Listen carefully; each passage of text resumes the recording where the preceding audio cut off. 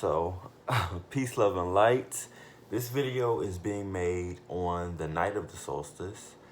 Um, and I'm probably going to make another video after this, but I don't know if it'll be before the end of the night. Because there's something that I'm going to do right after, I'm getting ready to eat.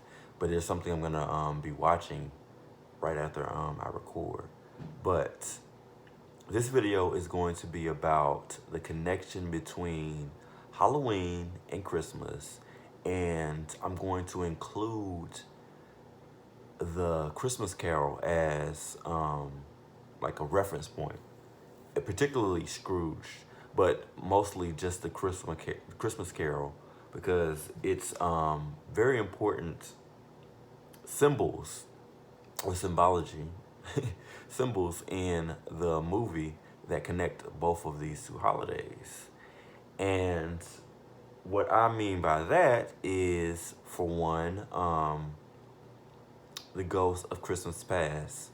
And how this connects to Halloween is the night where the worlds between they say the dead and the living are thinned, or the world between this world and the spiritual world is thinned. And what that means is you are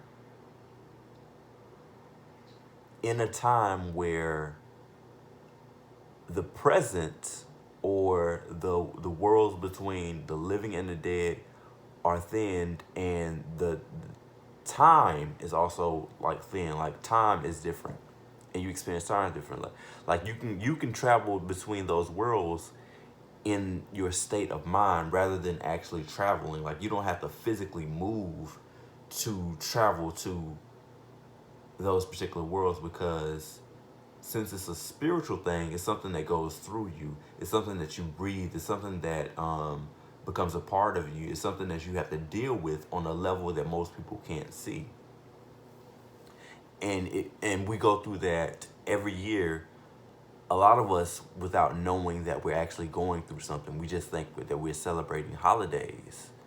And holidays are really holy days, days that we are supposed to give a certain level of significance to, and a certain level of, we'll just say, significance to. Like, we're supposed to pay more attention to them than we are. We're not supposed to commercialize them and make them like I want to say something that's not taken seriously, because when you think of a commercial, you don't take it serious. Just like if you watch a commercial on TV, you don't take it serious because it's something that is advertising something to you, something that is there for like a short period of time, something that's not really important, but it gets your attention for a short period of time. And that's what it is with holidays. They've been commercialized so much that we're used to them, and we acknowledge them, but we don't necessarily know the actual meaning behind what they represent. And that's pretty much what I have come to realize when it comes to holidays. But they actually have real significance that's very important to our existence on this planet, and why we're here, and what's really going on in the world that we don't acknowledge, that we don't see, because we're so focused on, our jobs and what the government is doing and what we've been told to believe about the world, rather than what is really going on in the world and what our purpose is in the world. And that's what us celebrating these holidays takes away from. It takes away from our ability to really connect with the real reasons these holidays even exist. And that's what the connection would be when it comes to like the ghost of Christmas past, because we go back in our past on a spiritual and mental state, because your mental is affected by this more than you realize. You start to act out things in your past lives without knowing it. Like, you start to act out things in your past lives, and if you are not on a spiritual path, if you have not had any experience with shadow work, and you don't know that shadows are basically things that appear to be real, but they're not real, and you can't really interact with them as if they are real, because once you interact with them as if they are real, you start to kind of believe that have they are realer than they are, that they have more significance than what they are, which is an illusion. Much of what you interact with is an illusion, and you have to kind of just be like cognizant and keep your eye open for when certain things are an illusion, and acknowledge the fact that they are an illusion, and keep that idea that everything that you interact with, everything that you go through, everything that you experience isn't what it appears to be. It's a projection of things that were, or things that have already taken place. And once you have that understanding that you are living in your past life, or that you are experiencing projections from your past life, then you can better navigate the world, because you're able to understand that this isn't what it is. It's actually what it was, if that makes sense. And once you acknowledge that this is what it was, you can start to see that it doesn't have to be given light. It doesn't have to be given the energy that you would have given it in a past life. But you have to have the awareness of your past life. That is very imperative for navigating this world. But Charles Dickens was very hold on one second. Charles Dickens was very I want to say astute in putting together the I think it's a Christmas Carol. I always get the names of certain things wrong, but he was very astute in putting it together, because we think it's about one man, or we think it's about the spirit of Christmas, which I think I can I figure that out in a minute, how to properly word what I want to say about that. But we think it's about one person, somebody that's on TV, somebody that we're totally detached from, but that's not necessarily what it is. But at the same time, it kind of is, because remember I talked about sometimes we can be living in this world, watching the TV, sleep within ourselves, looking at the screen, thinking that we see that what we see is real, or what we see is just something that's entertainment, which is something that entertains your mind, something that your mind plays with, because it's just what the mind does. It gives you something to kind of like keep yourself busy. Hold on. Kind of like keep yourself busy, and keep you focused on something that's not really important, but you think it's important because it appears real. And that's what television is.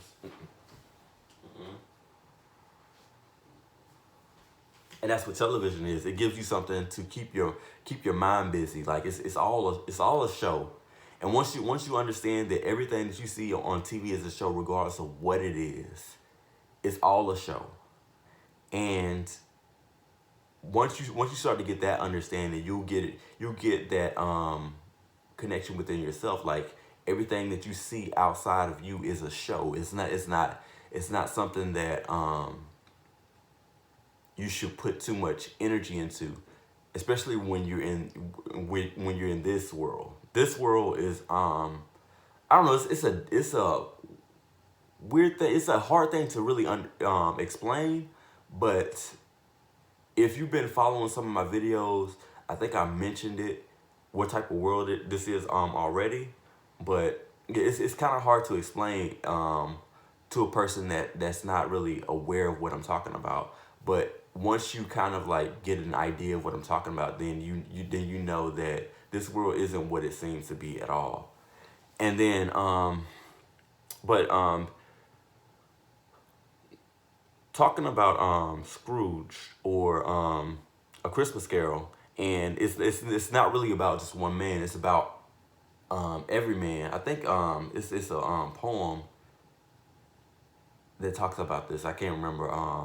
It's in a literature class that I took in like high school, but it's about every man, and you'll find like when you do watch entertainment or you listen to music that the person that they're talking about usually isn't somebody that they met or whatever. It's usually you or hold on one second.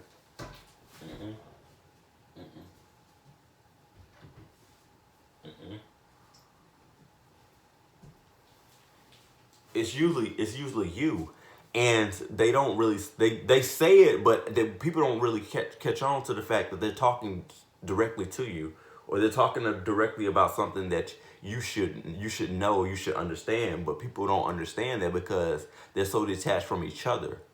And once you realize that everything is connected and that we're all connected, then you kind of understand that there's no separation when it comes to the language. Language is very important. Like the vibrations of language pen, the vibrations of language go through different dimensions all the time. Like there's certain words that can go through another dimension that we don't acknowledge. Like I'm looking at this and this thing says Black and Decker. Like the word black is on this. Like that's a company, but the word black is in so many different dimensions. Like people are called black. You get what I'm saying? And this is a coffee maker. You get what I'm saying? Like it's pretty much the same thing. Like the word is the same, but it's on this company, and it represents this company like as this company name, but it also represents people, or people are called black. I mean, they may not be called black. I want to say like on certain legal papers, but then again, I can't really say that because they technically are, because they either call black or African American or black or other different things on different papers, but those are legal terms as well. And that goes through another dimension. Like that's another world. Like this is a corporate world, but then again, but this is a corporate world, and in legal terms, legalese, that you have people who are called black, but that's because they're considered, I want to say, civil little mortis um, when it comes to law. But that's a whole nother story. But I'm just saying that to say that words go through many different dimensions, and we don't acknowledge that, and we don't see that if a word can go through many dimensions, so can we. Like we're the same thing. We make up the words. We speak the words. We put the words into existence. We put the words out there, but we don't acknowledge that words can go different places. I'm gonna have to make another video about that because I don't think my point will be made here. But you'll see what I mean, because I'll just say this: the English language has a lot of double entendre, and since the English language has a lot of double entendre, it can mean multiple different things. Like the English language is a very interesting language because it's said to be a dead language, and so many people speak it. Like it's one of the I want to say top 5 languages in the world, and a lot of people speak it, but it's said to be a dead language because it doesn't have the energy or vibrations that other languages have, but it borrows from other languages. Which is interesting because we ourselves do that. We make up our own language. We put our own spin on this English language, and we give it different energies. And that's what we do. That's what we're meant to do in life. We're meant to use certain tools and put our energy on them to give them our own give our own connection to it. But that's what life is like. We're supposed to do that. and that's just what I've come to understand. But going back to A Christmas Carol, we talk about the ghost of Christmas Present. And in the movie that I wanted to reference which was Scrooged, they use a fairy who is kind of like volatile, and she fights Bill Murray, the main character. She fights him, and I'm gonna mention the Ghost of Christmas Past there too. I think, yeah, I'm gonna mention him as well. Um, the Ghost of Christmas Present, like she punches him, she kicks him, she does all these things. If you are on the spiritual path and you kind of don't know what's going on with you, like you get like angry at certain things and you don't know why, or you experience voices and all these kind of things. If you do all these kind of things and you don't know what's going on, like, and your energy changes, hold on, and your energy changes like a lot, this is because you're experiencing the ghost of Christmas Present. The ghost of Christmas Present is something that exists within inside of you that is both happy and mad at the same time. And it doesn't necessarily know balance, but it tries to get you to understand that there is an imbalance. And that imbalance is you not really being aware of what's going on in the present. You are stuck somewhere between the past and what you think is the present, and you're not really in the present. You're just you're just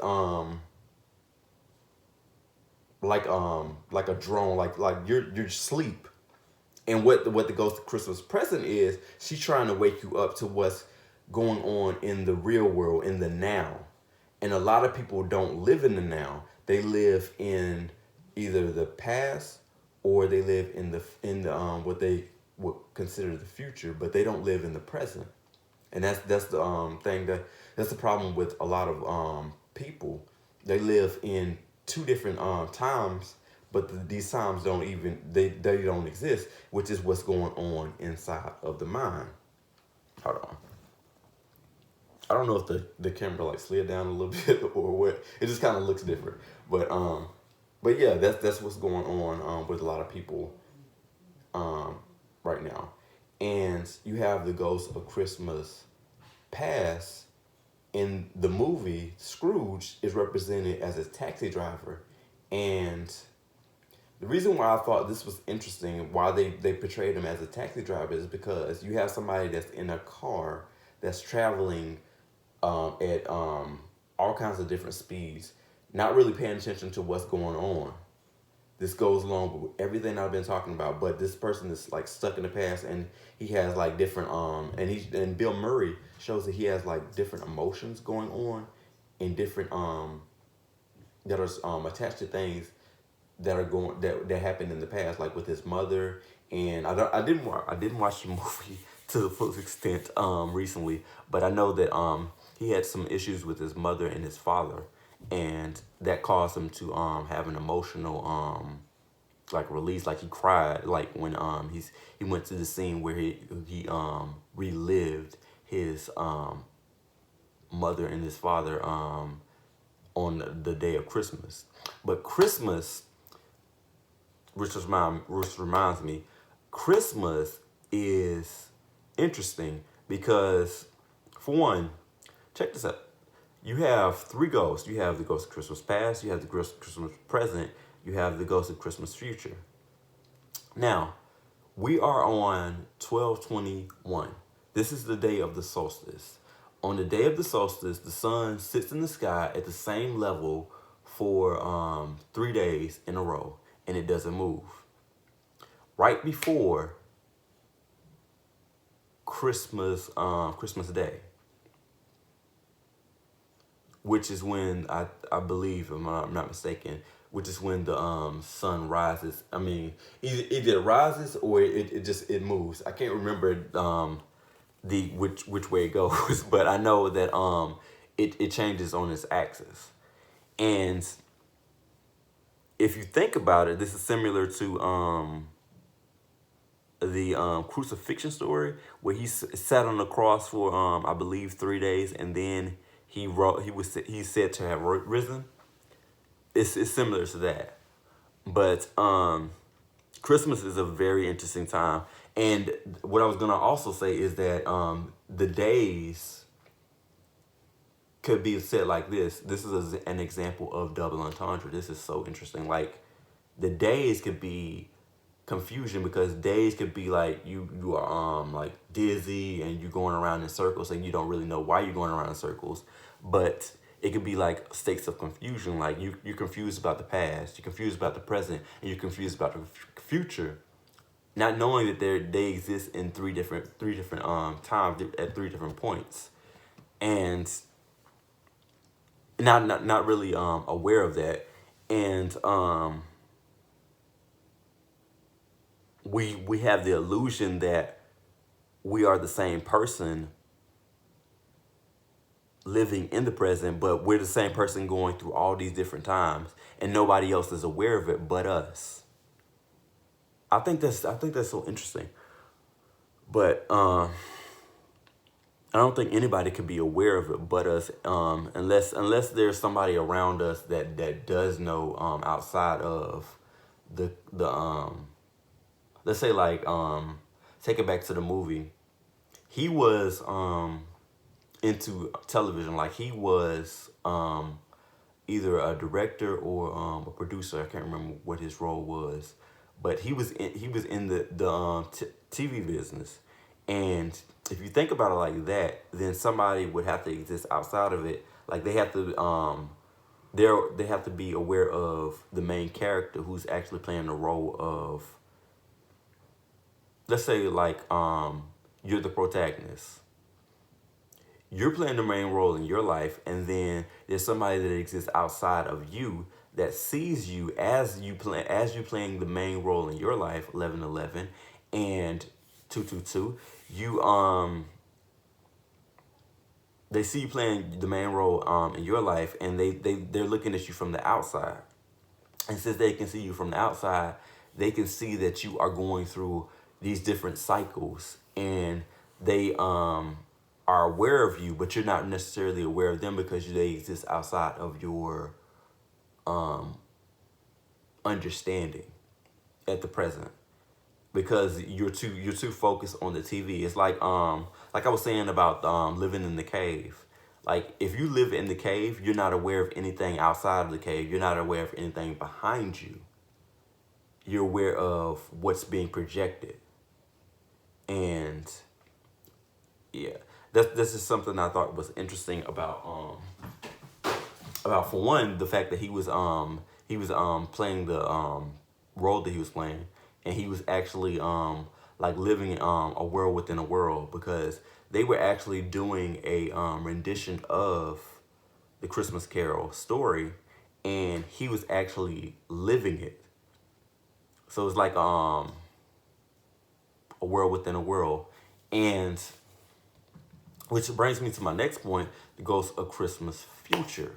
The Ghost of Christmas Future is interesting in this story, and why I chose this story is because of the screen that was as his face. The reason why I thought it was interesting was because that's pretty much what I've been talking about in the past. I've talked about it in a couple of videos. And what you see when you look at the screen is Bill Murray's character looking at himself, but it looks like a mirror. So he's looking at himself, and he's aware of himself, but he sees the ghost, and he doesn't know that the ghost is actually looking at him. He just sees the ghost he sees the ghost looking at him, but he doesn't actually see the ghost as a person. He just sees the ghost as a ghost.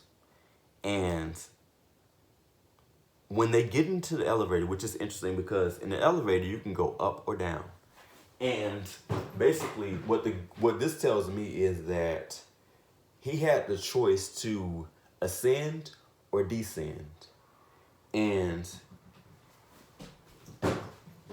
in the elevator, he thinks that the guy is an actor, the ghost is an actor, that because they scared him before, and it was an actor that was playing the role of the Ghost of Christmas Future.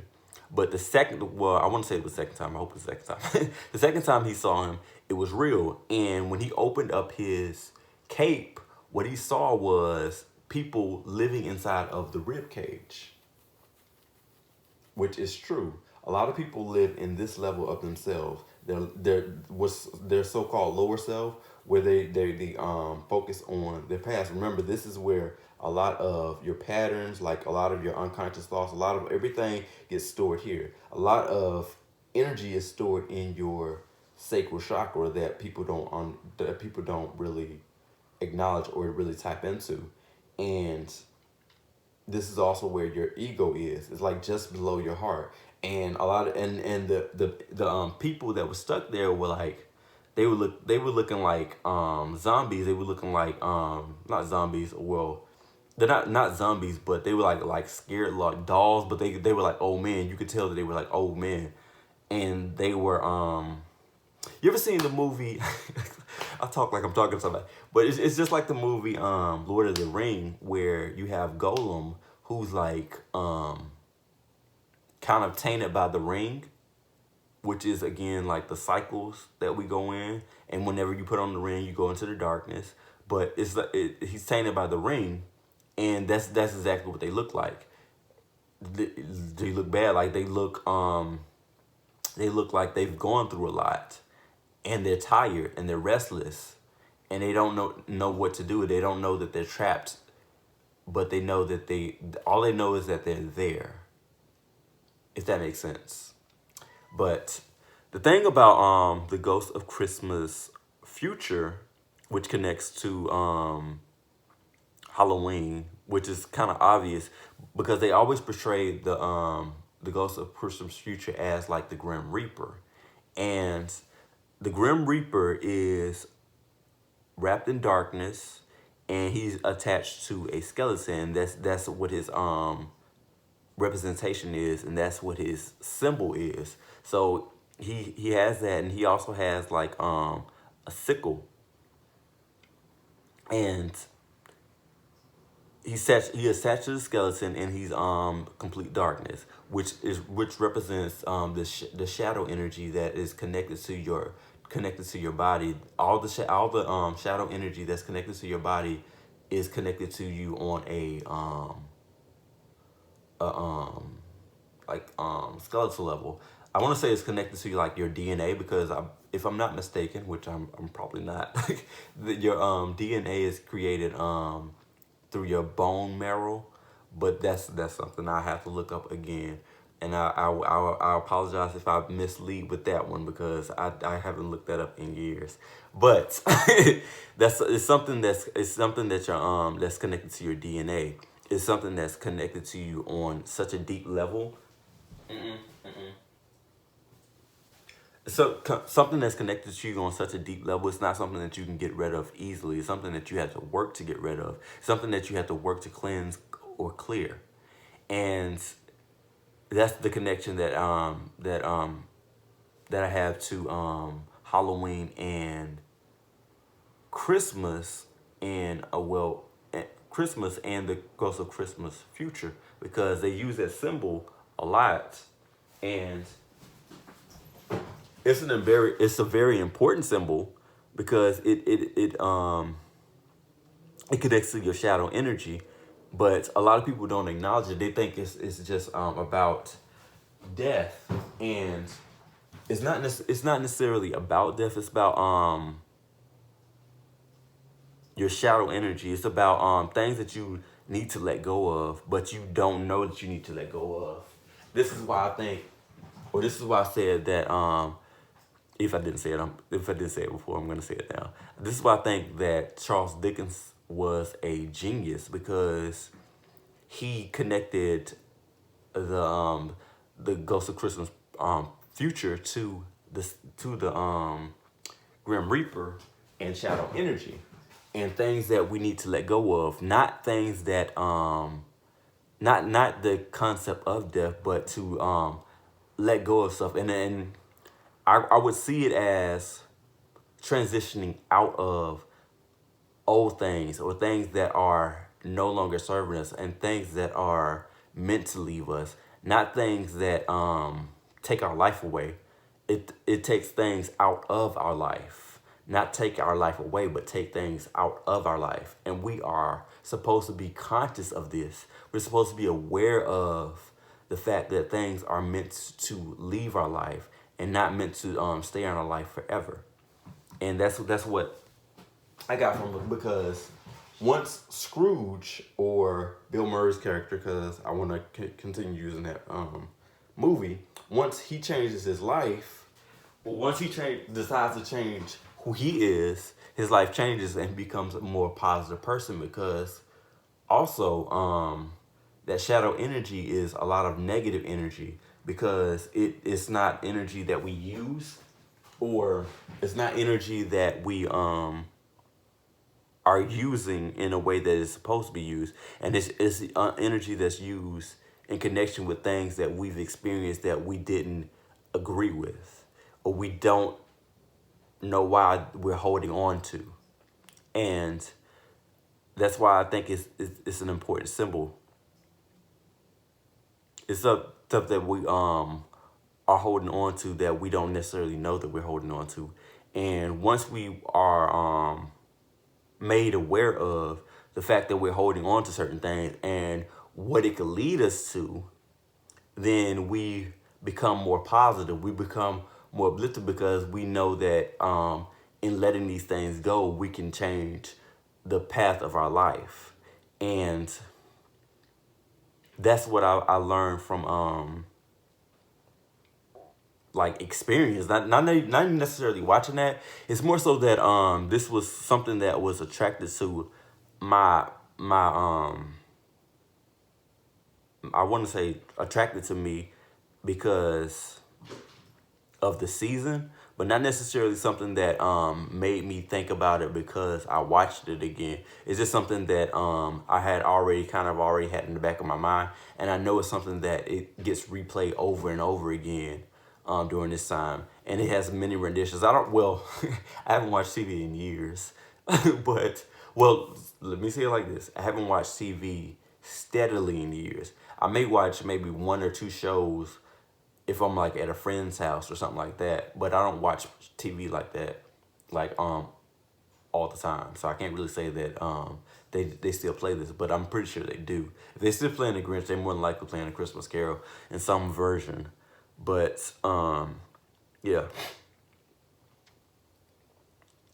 But the Ghost of Christmas Future shows us that changing our life, or changing the way that we do things in the present, can change our future and the path that we go on.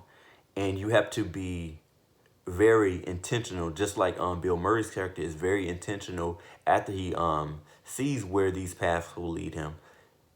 He becomes very intentional. This is something that I've done throughout this year. I've become very intentional in the way that I treat myself, the way that I treat others, the way that I respond to things rather than react to things, the way that I just do everything. It's just very intentional, and I'm doing it with integrity, not doing it for any surface reason. Like, you have to have a truly life-changing experience to change in the way that Bill Murray's characters changed.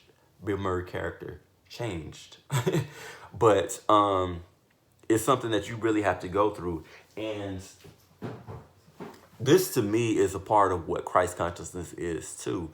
Like I said, Christ consciousness is a lot of things, but it's something that you have to do for yourself. And no one else can do it for you. Like, we can watch the movie over and over again and still not get anything from it, except for you need to be nicer to people during this season. But it's more than just the season.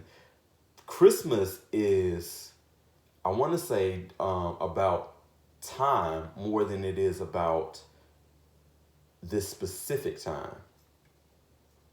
I want to say it's about a statement about time itself. Excuse me. I don't think that's something that's just dealing with the movie. I think it's beyond just a statement about time. I think it's about time itself. and a representation of how time could exist at the same time. And if I'm not mistaken, all this happens on the same night. If I'm not mistaken, it all happens on the same night in the movie. But I know in the original story, it happens on the same night, and all this stuff can happen to you in the same time. But I want to say, like, for myself, it's happened over the series of years. But then again, what is time? But I was gonna say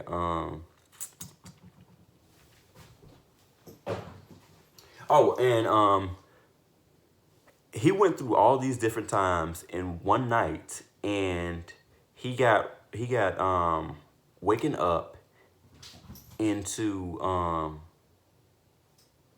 the same time that he was taken away from. Like, he experienced all these different times. It's like he experienced all these different times, and he returned to a particular moment at a particular place that he was familiar with, and all the times that he had experienced didn't matter. What mattered was the present. And this is what I think is very important, well, interesting about this particular time, because should I include that in this one? I think I will. I'm supposed to get off here about at 11 o'clock, but it's clearly 11:25, and I'm still going. But it's okay. But this time, at this time we call on Christmas we call presents. We call things presents and gifts. Now, we wrap the presents in paper, something that can be torn out apart and reveal the real thing, like reveal what's underneath the paper. That's what's interesting. Like it's all something that can be torn away, something that can be unwrapped, something that can be revealed to us. And then we also call them gifts. This is something that connects to the Sephiroth. And this is something that's kind of personal for me, because, well, I'll make him general. Hold on one second. I'll make it general because the in Scorpio, I was getting messages about, like, mystical things in the third eye, and I wasn't necessarily focused on the third eye as generally as most people would.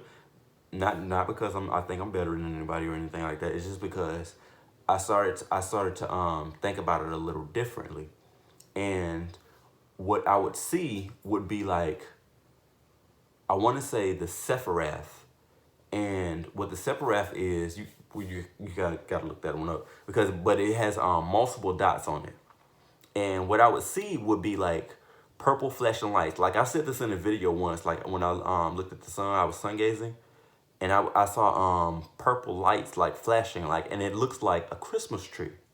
The reason why this connects is because, for one, that started to happen when I was watching a particular video. I think it was a video with 19 Keys and Red Pill.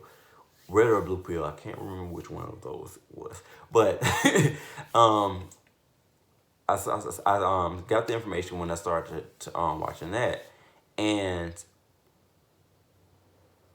what I was thinking about was how the Pope carries a staff. And I've been talking about how I'm getting a staff made in Sagittarius by Sagittarius, and my moon is Sagittarius, and that represents like the shadow, and that also connects to the staff connects to the spine, and I'm getting it made by Sagittarius. So and he actually started making it today, because we've been trying to get the stones for it, and I've been kind of like neglecting getting the stones for it. But he's making it today he started making it today on the solstice. My life is amazing. But he started making it on the solstice, and what that connects to is like the Pope. The Pope walks around and he carries a staff, and he has a pine cone on the top of the staff, on the top of the staff. Why that connects to this time is because what are Christmas trees mostly? Pine trees. And the significance would be like that light being lit up inside of you, because the pine cone is also a representation of your pineal gland, and it sits on top of your spine. And since the pineal gland sits on top of your spine and it represents the third eye, and when lit up, it actually does stuff. It actually connects different things in your brain. It activates things in your brain. Like you've ascended when you have like lights appear, when you have like that Christ consciousness, when you have like light in your head. That's what Christ consciousness really is, like when you raise that energy up. That's why I say these two holidays, holy days, are actually connected, and they're not separate, and they have greater importance than we give them, and they have a greater connection than we are aware of. And I just seen a mirror image, and they are they have a greater connection than we are aware of, and than we have been told. And I want to say this. This is not out of arrogance. This is not out of ego. I know that a lot of the things that I say may seem like it's content heavy, and it may even seem weird. It may even seem like I'm making it up. It may even seem like just crazy talk. But once you develop an appetite for understanding, you will begin to understand that I'm not making any of it up. I'm not making it up. I'm not crazy. I'm not any of those things that people will call people who speak about stuff like this. But you have to go through certain things for you to really understand what I'm talking about. And you have to be in touch with who you are to really understand what I'm talking about. And in doing so, it'll help you digest a lot of the things that I'm saying. It's not me trying to prove that I'm more intelligent than anybody, because I'm not. I'm still learning. And in some of my videos, you may even hear me say something and then later correct it, but it's not a major correction. It's just I get more information about certain things, and in me getting more information about those certain things, I can expound more, and I'm able to better articulate myself when it comes to certain subjects and certain things, and it helps me to get my message across.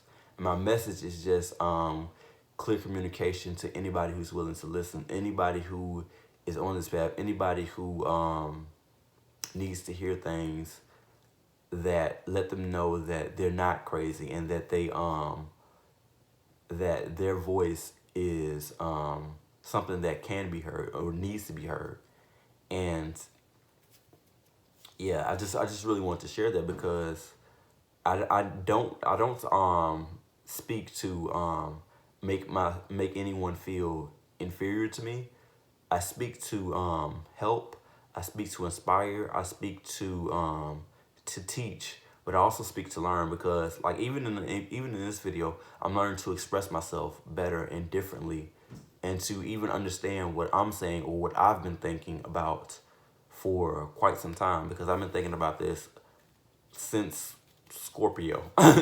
And I was kind of like not able to post anything about it. Like I wanted to, but I wasn't ready to. And when I say I wasn't ready to, like the information wasn't ready for me to speak it, because it has a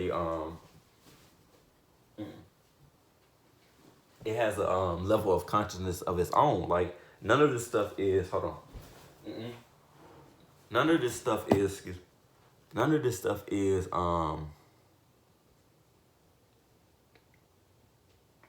That's my train of thought. It has a level of consciousness. None of this stuff is